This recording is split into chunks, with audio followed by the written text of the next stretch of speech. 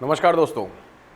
नेपाल एक ऐसा देश जिसके साथ भारत के बहुत पुराने संबंध रहे हैं, या आप कह सकते हैं कि प्राचीन काल से हम भारत के संबंध रहे हैं। आज वो देश जिसको एक समय हिंदू राष्ट्र की संज्ञा दी गई थी कि यहाँ पर 85% प्लस हिंदू हैं, तो इसने ऑफिशियली अपने आप को हिंदू राष्ट्र अनाउंस किया था। आज वो देश भारत को आंखें दिखा रहा है। क्यों आंखें दिखा रहा है? क्योंकि जो नेपाल के नए प्रधानमंत्री बने हुए हैं बारेनशाह साहब, उन्होंने एक स्टेटमेंट दिया है अपनी पहली पार्लियामेंट सेशन में। पार्लियामेंट की पहली मीटिंग में गए थे तो उन्होंने एक सेशन में अनाउंस किया कि पहली बार ऐसा हुआ है कि जो भारत है उसके हिस्सों के ऊपर नेपाल ने भी कब्जा किया है। तो क्या वास्तव में कब्जा किया हुआ है या नहीं किया हुआ है, सब ये कॉमन एक तरीके के र्यूमर्स हैं। आज की इनसाइड स्टोरी में हम लोग इस पर बात करेंगे। तो सबसे पहले तो समझते हैं नेपाल को लेकर के। नेपाल जो इंडिया का नेबरिंग कंट्री है, वो उत्तराखंड, उत्तर प्रदेश, बिहार, वेस्ट बंगाल का जो पोर्शन है एंड सिक्किम, इन 5 स्टेट से घिरा हुआ है। इसका मतलब हमारा पड़ोसी देश तो है। इट मीन्स उन जो स्टेटमेंट दिया गया है कि कब्जा, देखिए कब्जा वही कर सकता है जिसकी बॉर्डर हमारे बॉर्डर के साथ सटा हुआ होगा। ठीक है, ये नेपाल है, यहाँ पे आपका बांग्लादेश है, नीचे आपका श्रीलंका होता है, इधर साइड में म्यांमार होता है, यहाँ पाकिस्तान होता है, उधर चाइना। तो जो बॉर्डरिंग कंट्री होते हैं वो आपके एरिया पे कब्जा कर सकते हैं, ऐसा एक रियलिस्टिक फैक्ट है। अब बात करते हैं कि कहानी क्या है। तो कहानी बेसिकली कुछ इस तरीके से थी। ये बारेनशाह साहब हैं, जब ये नेपाल के काठमांडू के मेयर थे तो उन्होंने एक बहुत फेमस ये एक पोस्ट किया था। ये सामने आप एक मैप देख रहे होंगे, इस मैप का इन्होंने नाम दिया था ग्रेटर नेपाल के नाम से। ग्रेटर नेपाल, इस ग्रेटर नेपाल में आप देख रहे होंगे, नोटिस कर रहे होंगे, ये इंडिया का सेक्शन है, ये आपका उत्तराखंड का सेक्शन है, और यहाँ पे इनके चेहरे के पीछे साइड में सिक्किम और वेस्ट बंगाल का सेक्शन है। ये वाला सेक्शन आप जो देख रहे हैं, ये पूरा सेक्शन इन्होंने किसके नाम से दिया था? ग्रेटर नेपाल। इट मीन्स ये पूरा एरिया किसके पास है? नेपाल के पास है। ऐसा इन्होंने क्या दिया था? स्टेटमेंट दिया था। कहाँ पर? जब ये क्या थे, बेसिकली काठमांडू के मेयर थे। ठीक है, ये एरिया कहाँ से था? इसमें हिमाचल के पश्चिमी कांगड़ा से लेकर के पश्चिम बंगाल के पूर्वी तीस्ता के एरिया को ग्रेटर नेपाल का हिस्सा बताया गया था। इट मीन्स कांगड़ा से लेकर के और तीस्ता तक का जो एरिया था उसको क्या बताया गया था कि ये साहब ये क्या है?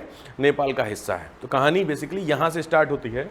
उसके बाद अभी रिसेंटली स्टेटमेंट जिन्होंने दिया है वो स्टेटमेंट है, रविवार को नेपाल की संसद में ये गए और इस संसद में जाकर के इनका जो स्टेटमेंट आया है वो क्या आया कि नेपाल के प्रधानमंत्री बालेनशाह ने रविवार को नेपाल की संसद में संबोधित किया। इस साल मार्च में चुनावों के बाद सत्ता संभालने के बाद जब पहला मौका था जब नेपाल के प्रधानमंत्री साहब में पहली बार, इसका मतलब फर्स्ट पार्लियामेंट्री सेशन है।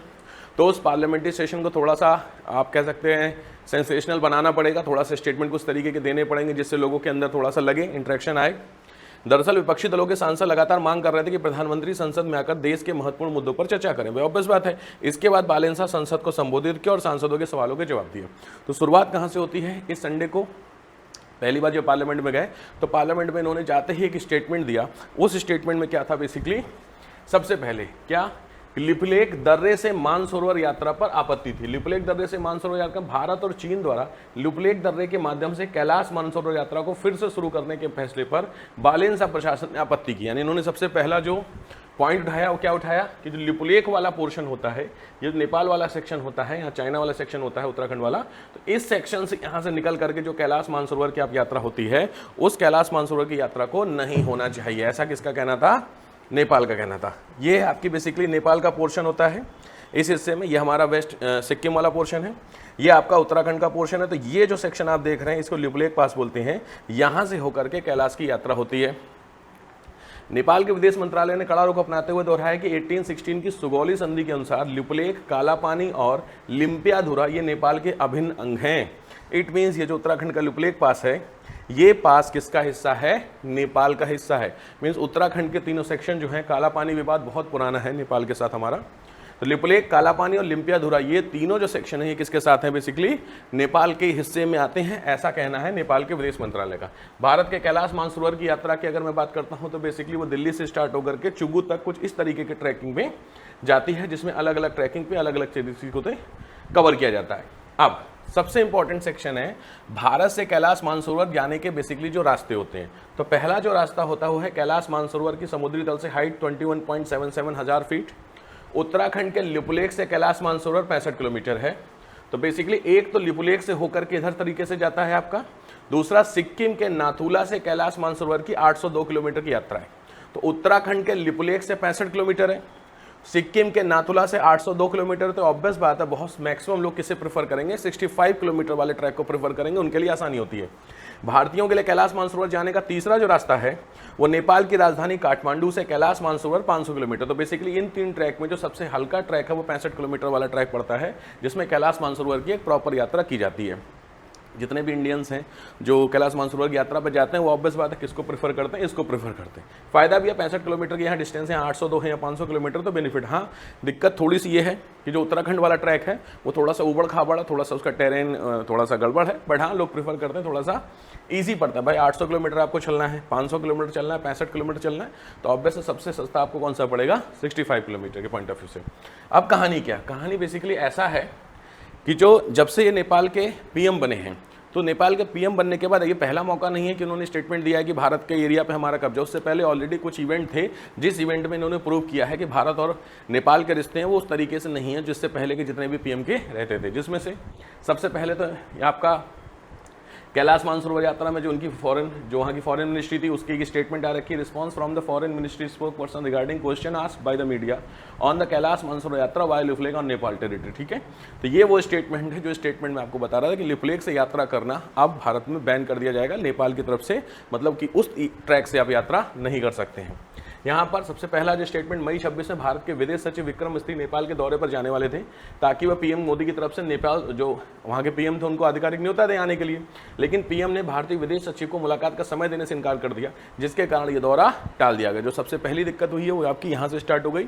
जब इंडियन फॉरेन सेक्रेटरी जाने वाले थे, ये एक ऑफिशियल किया जाता है, प्रोटोकॉल टाइप का होता है कि जो पड़ोसी देश होते हैं वहाँ पे जब कोई नया पीएम होता है तो इंडिया का जो फॉरेन सेक्रेटरी होते हैं वो जाते हैं और वहाँ पे उनको इन्वाइट करते हैं कि साहब आप भारत आइए, भारत में आकर के विजिट करिए। ऑब्वियस बात है, तो इन्होंने टाइम नहीं दिया था इस चीज़ को लेकर के। दूसरा जो इंपॉर्टेंट है, भारतीय राजदूत से अलग शिष्टाचार मुलाकात ना करना। जनरली ऐसा होता है जब नेपाल में कोई पीएम बनता है तो बाकी जितने भी पड़ोसी हैं नेपाल के, उन सभी पड़ोसियों के जो राजदूत होते हैं उनके साथ अलग से मीटिंग, एक साथ मीटिंग कराई जाती है, लेकिन जो इंडिया के जो एम्बेसडर होते हैं उनके साथ एक कॉमन मीटिंग की जाती है। यहाँ पर नेपाल में जब भी कोई नई सरकार बनती है तो परंपरा के अनुसार वहाँ का नया पीएम भारतीय राजदूत से अलग से शिष्टाचार मुलाकात करते, एक मोरल ग्राउंड पे मनाया जाता था, बट इन्होंने ऐसा नहीं किया। हालांकि बालन शाह ने भारतीय राजदूत से अलग मिलने के बजाय सभी विदेशी राजदूतों से एक साथ मुलाकात की। इससे नई दिल्ली को संदेश गया कि उनकी सरकार भारत को कोई विशेष या स्पेशल ट्रीटमेंट नहीं देने वाली है। तो ये एक तरीके से आप कह सकते हैं इंडियन गवर्नमेंट को बताना कि हम भी अब आपके पैरेलल में गवर्नमेंट बनाए हैं, बगल में हैं सीधे, तो हम आपको कुछ स्पेशल ट्रीटमेंट नहीं देंगे। ये चीज़ें ठीक नहीं मानी गई हैं, याद रखें। इंडियन गवर्नमेंट की तरफ से भी ठीक नहीं मानी गई और नेपाल के लोगों के लिए भी ठीक नहीं है, क्योंकि नेपाल का जो मैक्सिमम पीपल है, मैक्सिमम लोग होते हैं, वो इंडिया को सपोर्ट करते हैं, इसमें कहीं कोई दो राय वाली बात नहीं होती है। अब बात करते हैं कि नेपाल के भारत के किन इलाकों पर कब्जा है। तो बिहार के पश्चिमी चंपारण जिले के लगभग 7100 एकड़ जमीन, उत्तर प्रदेश के लखीमपुर खीरी, पीलीभीत, बहराइच, श्रावस्ती की करीब 500 एकड़ जमीन, उत्तराखंड में चंपावत जिले की करीब 12.4 एकड़ जमीन। भारत के सशस्त्र एसएसबी ने नेपाल के भारतीय जमीन पर कब्जे को लेकर 2010 से लेकर अब तक कई बार केंद्रीय मंत्रालय को रिपोर्ट भेजी जा चुकी है। इट मीन्स नेपाल का कुछ हद तक भारत के एरिया के ऊपर कब्जा है। ये आज का नहीं है, ये पुरानी बात होती है, जब ब्रिटिशर्स के समय की बात थी उसी समय का। ऐसा नहीं कि बाद में नेपाल ने कब्जा किया आर्मी बेच करके, जैसे चाइना ने किया इस तरीके से, बट ऐसा नहीं है, ये बहुत पुरानी बात हो चुकी है। ठीक है, तो कब्जा तो है, इट मीन्स, बट इसी चीज़ को लेकर के ये जो स्टेटमेंट रिलीज़ किया गया, तो पहली चीज़, आफ्टर फ्रीडम ऑफ इंडिया कोई एविडेंसेस नहीं है कि नेपाल ने भारतीय ज़मीन पर कब्जा किया है। दूसरी चीज़, ये जो स्टेटमेंट है, ये सभी जो आप देख रहे हैं डेटा, ये डेटा ब्रिटिशर्स के समय का है, उसके पहले की कहानी है, मतलब आज़ादी के पहले की बात होती है। तो अभी हमारे पास कब्जा नहीं, क्योंकि दिक्कत क्या है, प्रॉब्लम यहाँ ये है कि ब्रिटिशर्स के पहले का अगर कोई स्टेटमेंट है, कोई भी फंक्शंस है, कोई भी वर्कआउट हुआ है, तो उस चीज़ को प्रेजेंट टाइम में करना थोड़ा सा प्रैक्टिकली पॉसिबल नहीं हो पाएगा, क्योंकि डेटा, फाइल्स, ये सब चीज़ें किसके पास होती है, ब्रिटिशर्स के पास। तो ये चीज़ें आप समझिए, इस चीज़ को लेकर के कहा जाता है। ठीक है, तो ये बेसिकली जो, अगर मैं इंपॉर्टेंट एरिया की बात करता हूँ तो इसमें काला पानी, गाला, सिरखा, नारायण आश्रम, तवाघाट, धारचूला, ये बेसिकली वो पोर्शन होता है जिस पोर्शन को लेकर के नेपाल क्या करता है, अपना कब्जा कोशिश करता है कि साहब ये डिस्प्यूटेड एरिया है जो भारत के ऊपर नेपाल का दावा करता है, और भारत ऑब्वियस बात है अभी राइट नाउ हमारे पास है, तो हम अपना दावा करते हैं इस चीज़ को लेकर के। तो बेसिकली अगर हम दावों की बात करें तो बेसिकली आप कह सकते हैं कि भारत और नेपाल के बीच में जो डिस्प्यूट है, उस डिस्प्यूट का जो मेन एरिया वो महाकाली नदी है। महाकाली नदी को 1816 की जो सुगौली की संधि थी, ट्रीटी ऑफ सुगौली, उसमें नेपाल और भारत के बीच का बॉर्डर माना गया। इस महाकाली नदी का जो ओरिजिन है वो लिम्पियाधुरा है, ऐसा नेपाल कहता है। भारत कहता है ल्यूकलिक के पास है, ऑब्वियस बात है। तो बेसिकली जो ओरिजिनल पॉइंट है, उस ओरिजिनल पॉइंट के जो बगल का सेक्शन है, उस सेक्शन पे दोनों देश अपने एक दूसरे पे क्या कर रहे हैं, कब्जा करने की बात कर रहे हैं कि ये एरिया मेरा है, ये एरिया मेरा है। तो चूंकि नेचुरल जो बाउंड्री होती है, नेचुरल बाउंड्री पर बहुत कम चांसेस होते हैं प्रॉपरली तरीके से मैटर को सॉल्व किया जा सके, क्योंकि जो आर्टिफिशियल बाउंड्री खींची जाती है वो तो हो सकती है, प्लेन है वहाँ पे आपने बाढ़ लगा दी, बॉर्डर लगा दिया, हो गया। बट जो रिवर है, माउंटेन है, वहाँ पे थोड़े से इश्यूज होते हैं। तो ऑब्वियस है महाकाली का जो इशू है, तिस्ता वाला इशू है, काला पानी वाला जो इशू है, ये सभी इश्यूज ऑब्वियस है बैठ करके ही सॉल्व होगा। अभी रिसेंटली कल परसों की न्यूज़ है जिसमें जो नेपाल के फॉरेन मिनिस्टर हैं वो इंडिया के विजिट पर आने वाले हैं, 2-3 दिन में इंडिया के विजिट पे वो आ जाएंगे। तो ऑब्वियस इस तरीके के जो डिस्कशन है वो निगेटिव ही जाते हैं दोनों देशों के प्रति। इसमें खास फायदा भारत का तो कुछ खास है नहीं इसमें, बट सबसे ज़्यादा नुकसान इसमें नेपाल का हो जाएगा, क्योंकि कल ही का मैं न्यूज़ देख रहा था तो उसमें दिखा रहा था कि कुल मिलाकर के नेपाल के जो बेसिक्स लोग हैं वो वापस से प्रोटेस्ट पे आ गए हैं, उतर गए इस चीज़ को लेकर के, वो डेटा मांग रहे हैं। नेपाल की जो अपोजिशन पार्टी है वो भी डेटा मांग रही है किससे, कि साहब अगर आपके पास इसके प्रूफ हैं तो दिखाइए, अगर प्रूफ नहीं है तो फिर इस तरीके की बातें मत कीजिए। तो ऑब्वियस है, हो सकता है वहाँ के जो पीएम हैं उनको इस तरीके का फिर से सामना करना पड़ जाए। तो इस तरीके की स्टेटमेंट बहुत बचकाने माने जाते हैं कि हाँ साहब हम थोड़ा सा चीज़ों को नहीं कि हम भी भाई हैं, ये हैं वो हैं करके इस तरीके से। तो देखते हैं आने वाले दिनों में ये जो स्टेटमेंट दिया गया, इस स्टेटमेंट के क्या मायने निकलते हैं। बट जनरली चांसेस है दोनों देश बैठ करके एक नॉर्मल टॉक करेंगे and the matter will be solve. ठीक है, तो चलिए फिर मिलते हैं आपसे नेक्स्ट वीडियो में। थैंक यू, जय हिंद।